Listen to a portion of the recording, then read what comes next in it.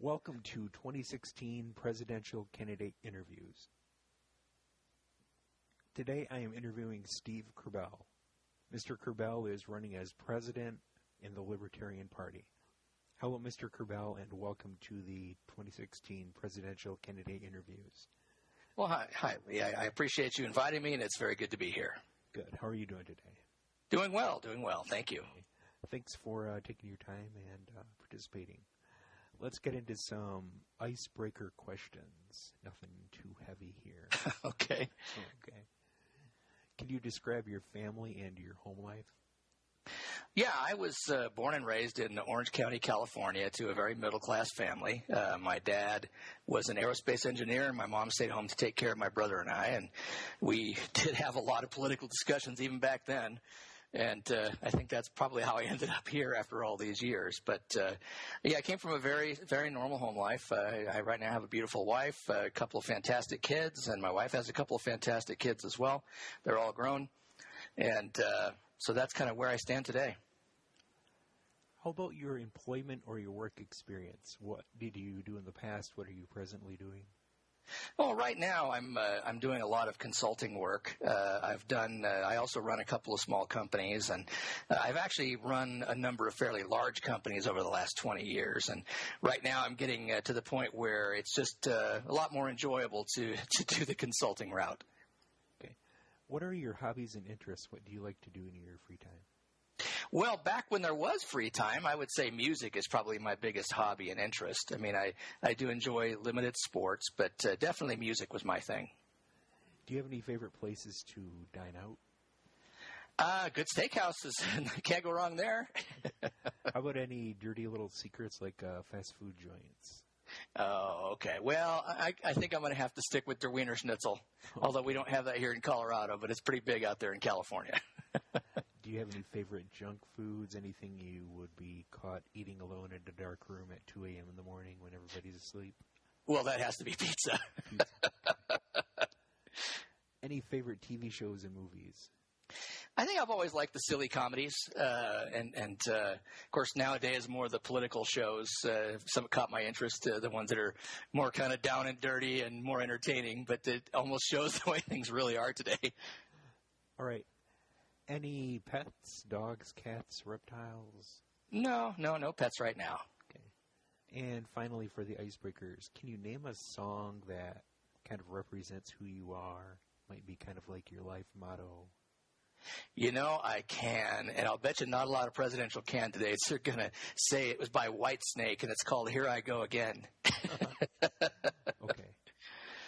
Let's get into the serious questions. When you're done answering, can you either say I'm done or just kind of give a good steady pause? That way I'm not interrupting you and ahhing in the midst of your answers. Sure. Okay. Why are you running for president? I am running for president because it appears very obvious to me that our country is going down a path that is so scary for the future that I think if we don't act quickly, we're not going to be able to fix it. I think the government is getting bigger and bigger and bigger, more involved in every aspect of people's lives. And with that growth comes a reduction in personal freedom. And I'm at a point in my life now where I can make a real fight.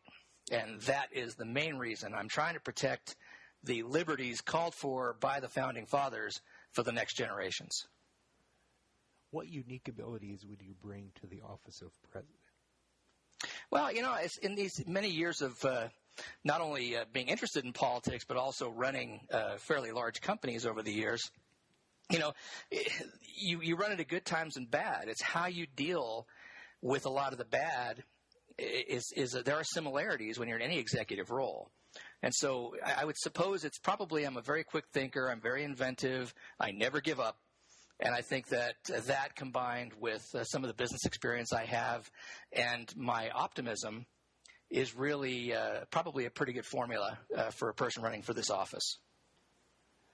Are there any presidents or any aspects of presidents that you would like to emulate? Maybe there was a president who did something that you agree with. It's not that you agree with everything they did, but something within a presidency that you... Clearly, There's definitely no president that I would want to emulate 100%.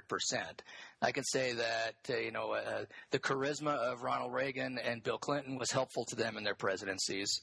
While their policies didn't agree too much with me, their charisma was helpful. Harry Truman, same thing. He did some things I wouldn't have done, but he sure took responsibility for it. That was good. And really, I have to go back to Thomas Jefferson, who was a real good thinker about the actions today, how to avoid the problems of those days in the future. So I would say probably all of them to some small degree, but since none of them have really made the fight that I'm trying to fight, then it's there's a difference as well. All right. Are there any presidents you would not want to emulate? Some people that are complete disasters that you're just like, I wouldn't even touch that with a 10-foot pole, and why? Well, I kind of hate to look like a person with a short memory, but I have to say our last two have done such a terrible job that I can pretty much pick on them as well. I mean, they both have done the same thing with different rhetoric. They've grown the deficit, they've grown the government, they've taken away more liberties and freedoms. So I'm going to take the low-hanging fruit here and say Bush Jr. and Obama. Okay. Are there any functions of government you would like to cut or even abolish, and why? There's a lot. I think that regulation is a huge problem. One of the things that we're facing here as a country is the more and more improbability of having a successful small business. I mean, small business always has the same issues as far as competition, but you're dealing with a much more litigious environment. But ultimately, the government is now probably killing more jobs than competition and lawsuits through regulation, because regulation is a self-sustaining animal. So many regulatory agencies would be closed. I think the IRS is ultimately not terribly necessary under the tax plan that I'll have. Certainly the NSA is something's got to happen with them. I mean, I don't think your interview is long enough to list them all, but we have to do some serious cutting of a lot of these government entities for expense reasons and for the reasons of protecting individual liberty. Don't even know if I need to ask a libertarian this, but are there any areas of government you would like to increase? Gosh darn it, I can't think of one. I ask everybody these questions, so I'm like, well, even though he's a libertarian, I might want to ask. Yeah, I think we have plenty of government right now, Lee. Can you go further into your stance on taxes? Sure. Yeah, taxation, in my view, needs to be via procurement. I mean, I'm not an anarchist. I do believe that the government is called for in the Constitution. I believe in the limited government that the Constitution requires, and that only requires so much money. The other thing, too, is, of course, we still have to take care of this ridiculous national debt that we have, and ultimately, under my plan, that will go away.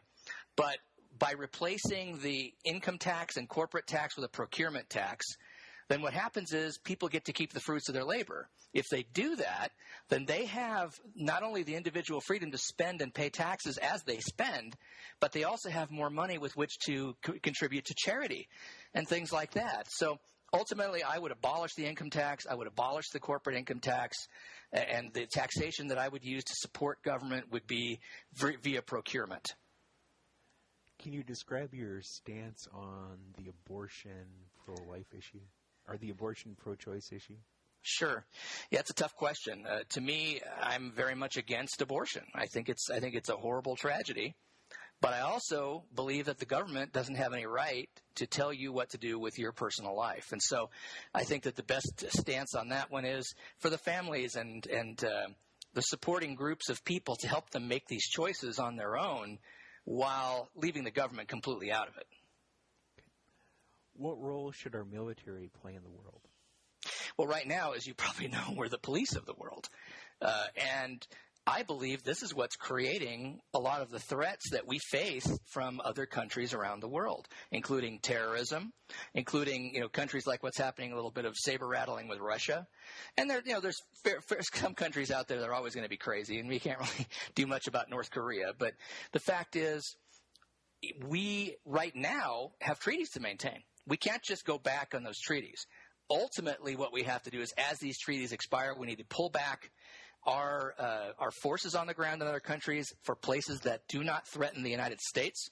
We need to build up good, smart diplomacy that respects and understands the countries that they're dealing with. so that the diplomacy is effective, just because, you don't want to not talk to everybody, but you also don't need to go blowing them up either if you don't have to, and I don't think we have to. So I think ultimately what we need to do is have a very strong team of diplomats combined with an extremely strong defense of our shores. How would you handle immigration and border security? Well, once again, I see this as a problem because we have too many laws in this country, which makes too many criminals, including people coming here that may have very good reasons to come here. Now, at the same time, before we could do something like really opening up the border and limiting security completely, what you'd have to do is you'd have to stop the reasons why this is a problem. Number one, if people are able to come to the United States and share in what is contributed to by the taxpayers, that's not fair. If the drug war were to stop, then a lot of the smuggling issues would also stop. And so I think that the two main threats to us through border security is economic and safety.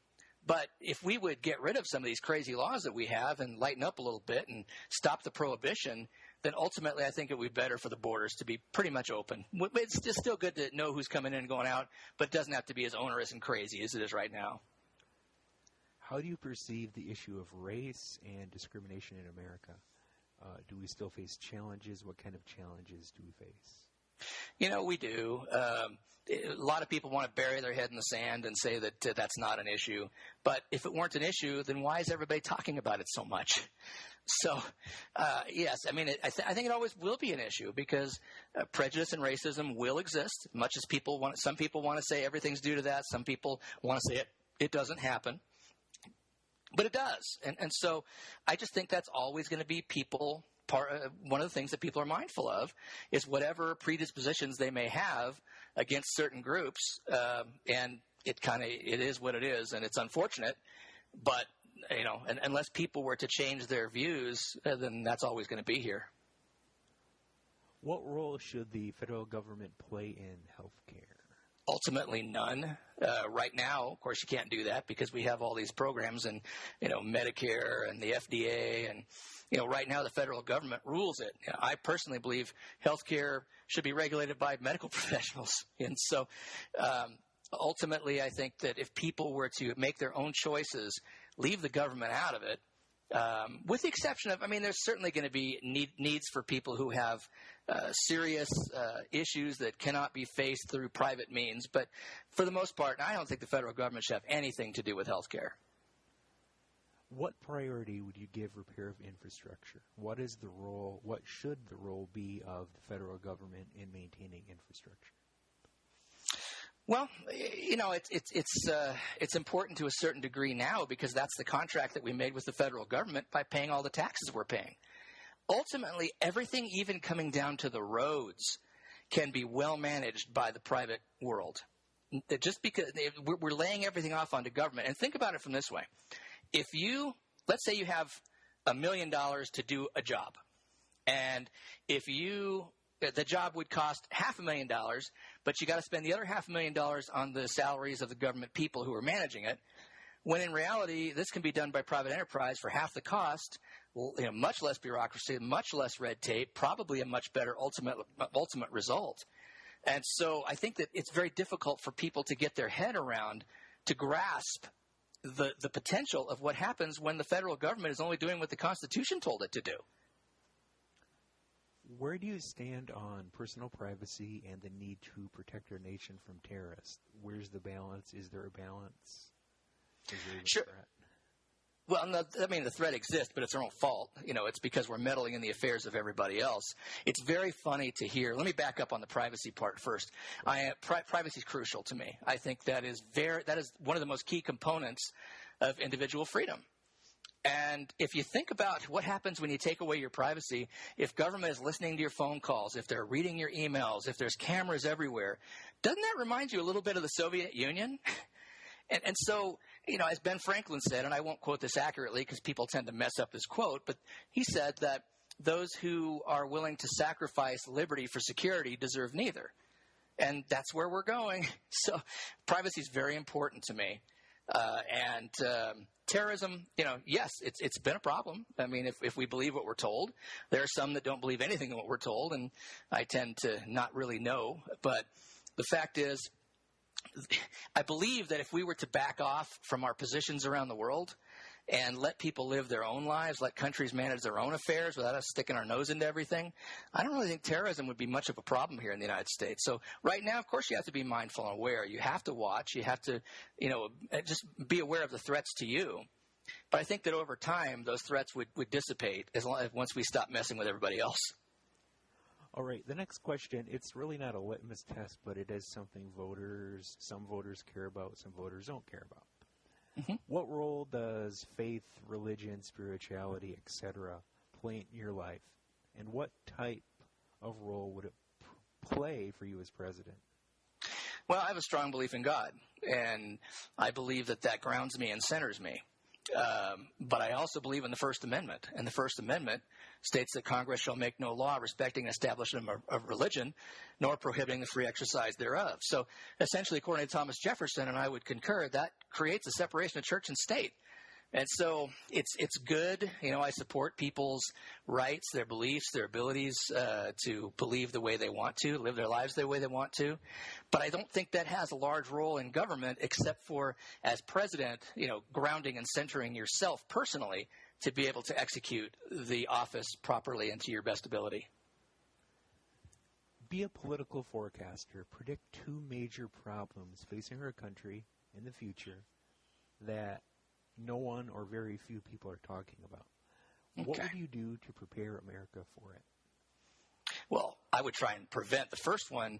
The drug war is a miserable failure.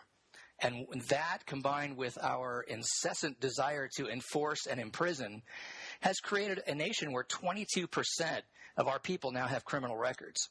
That, in combination with the fact that government regulation has made small business almost impossible as an option, leaves people not wanting, but with the only option of either working for government or large business.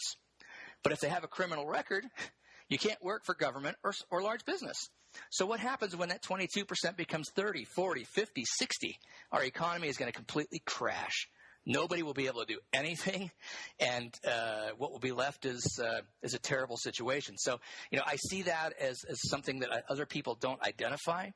But I can tell you the only way to be prepared for it is to turn it around and stop the drug war, stop a lot of these crazy laws, stop imprisoning people for victimless crimes. And then what you might find is that, of course, when you get the government out of the way, then small business will be an option for more people. And then the economy gets a lot stronger. So I think that the combination of this imprisonment mentality combined with the excessive regulation actually calls for the entire crash of our economy. And so I believe that's something that has to be in the front of everyone's mind so that we don't have to react to it when it happens. We prevent it from happening.